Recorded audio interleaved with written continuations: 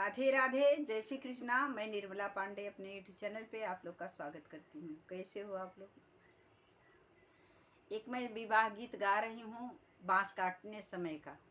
आप लोग को अच्छा लगे तो लाइक शेयर सब्सक्राइब जरूर करिएगा। चलो मैं सुनाती हूँ।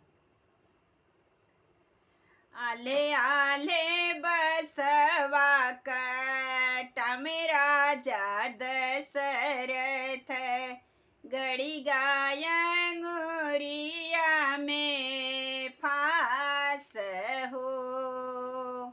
अंगुरी के बेदन दुखित राजा दशरथ, ककही कर ले पुकार हो।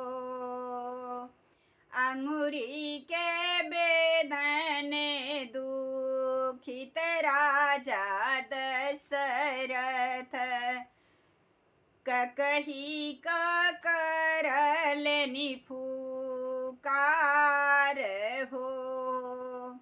आईनी ककही पलंग चढ़ी बैठी हो। आईनी ककही पलंग चढ़ी बैठीनी, धरलिनिया अंगुरिया पोर हो। पोरवाही धरत बेदन हरी लिहली हो। राजा सोमई सुख नीद हो। कवन मंगन तुहु मांग रानी कही हो। उहई मंगन तोहके देव हो।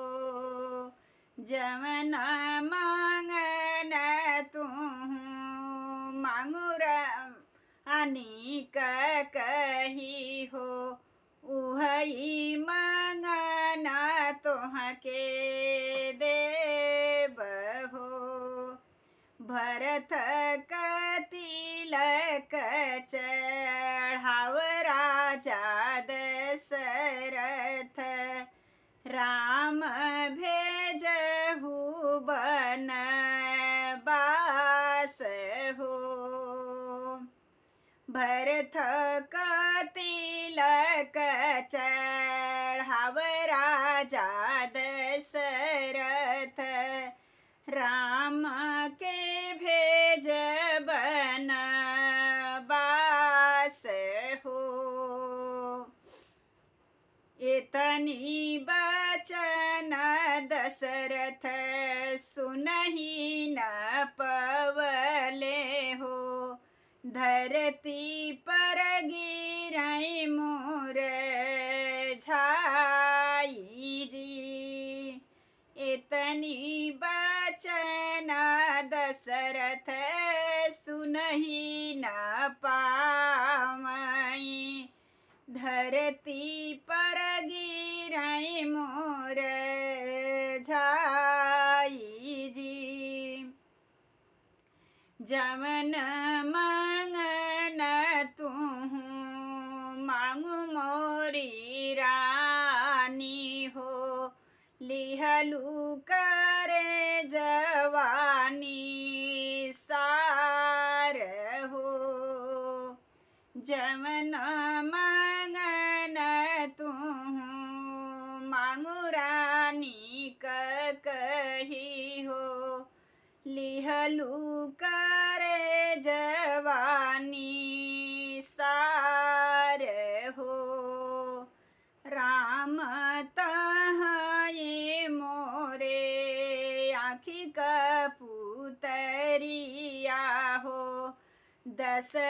भरत जे हैं मोरा प्राण जी।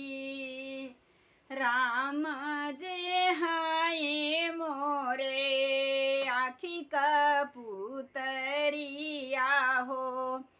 दशरथ भरत ये मोरा प्राण जी, राम जऊ मोर रानी बने चला जई हई, तजी दे बैया अपना परान हो। जब मोर राम बने चला जई हई हो, तजी दे बैया अपना परान हो। भरत का तिलक चढ़ाए राजा दशरथ, राम के भेजे बनवास हो। भरत का तिलक चढ़ाए राजा दशरथ, भरत राम के भेजे बनवास हो। जंगल बीच राम पहुँचहु न पवले हो, राम जेत जेले पर दशरथ जेत जी दिहे परान हो। राम जे मोर बन पहुँचहु न पवले हो, दशरथ तजल निपरान